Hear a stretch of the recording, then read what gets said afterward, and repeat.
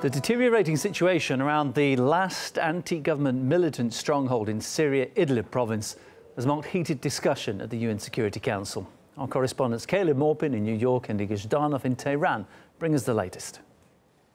As the 15-member body that leads the United Nations assembled to discuss the situation in Syria's Idlib province, we heard some rather emotional language coming from representatives of the United States and the United Kingdom. There are more babies in Idlib than there are terrorists, and I think that should give those engaging in military action pause for thought.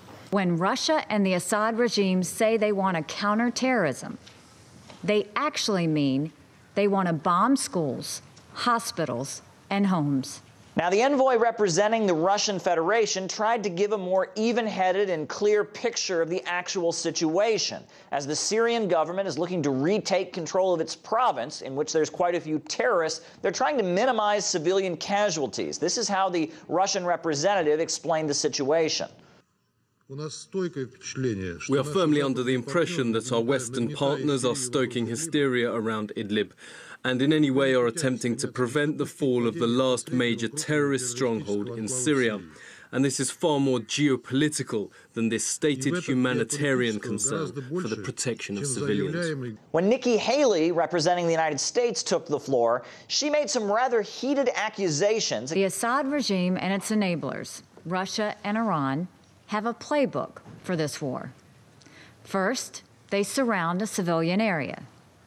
Next, they make the preposterous claim that everyone in the area is a terrorist.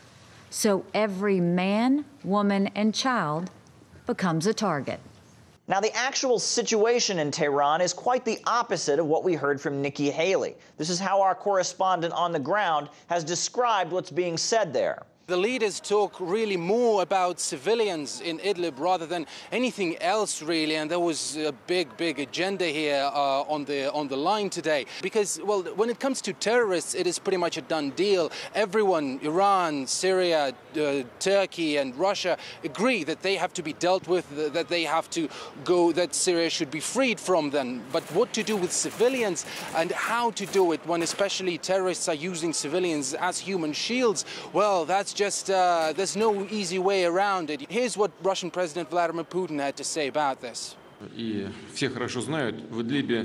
Everyone knows that there are a lot of civilians in Idlib, and we must take that into account.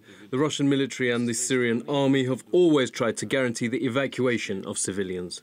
According to Russia, Iran and Turkey, the path forward right now is for terrorists in Idlib to put down their weapons. Effectively, this is their second chance. They had been already presented with such an offer from the Syrian government, but, well, they ignored it and fled to, well, this northern Syrian province. So now it is their last bastion. The Turkish president floated a more radical idea, if I may say so, that there should be a ceasefire put in place. If we declare a ceasefire, this will be a victory for the summit and the most important step in the process. Will give peace of mind to civilians. But Vladimir Putin, the Russian president, while agreeing that this would be a success, he also reiterated that it takes two to tango. Have a listen. The Turkish president is right, but we cannot speak for terrorists and the armed opposition. They are not here.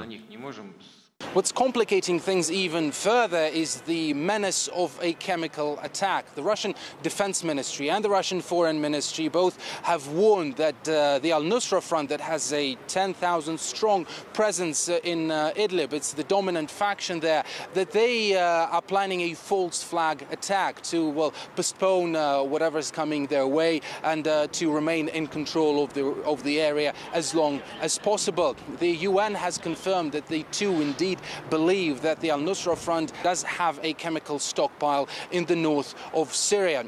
The government on one hand and al-Nusra, which is an organization declared terrorist by the Security Council, are having the capability to produce weaponized chlorine.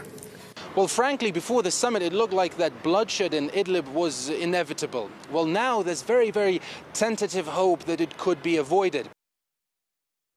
We also spoke to Richard Black, a Republican Virginia state senator who's just returned from Idlib. He believes the West is focusing on the wrong problem. There's an uplift spirit among the people.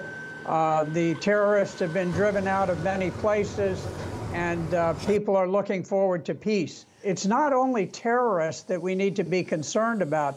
The West is concerned about rescuing the terrorists, but the Syrians are concerned about rescuing the ordinary people.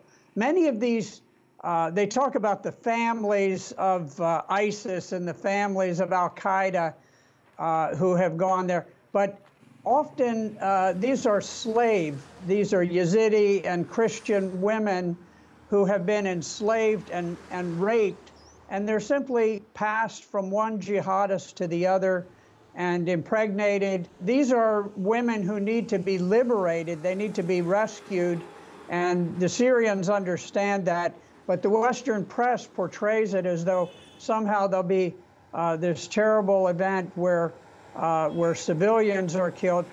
History does not show that the Syrian army has caused widespread civilian deaths, unlike the situation in Mosul and Raqqa, where the Western forces simply did carpet bombing and killed everyone.